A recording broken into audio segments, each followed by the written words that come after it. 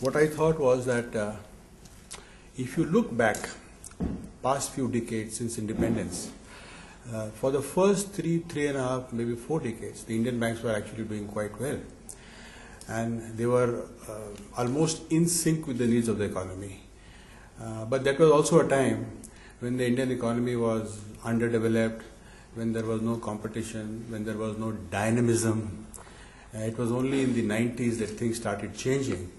And now today the Indian economy is one of the most vibrant, one of the most dynamic, one of the most fastest growing economies in the world.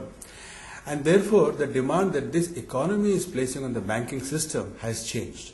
So while the banking system was more or less in sync with what the economy needed, today it is no longer so. And particularly for the public sector banks, for the public sector banks, it is a little bit even more difficult to serve the various constituents of the economy the way they expect and the way they need and the way they deserve. So that is one part of it. And the other part of it is that the public sector banks, vis-a-vis the private sector, the foreign sector banks, there is a little or a big handicap there.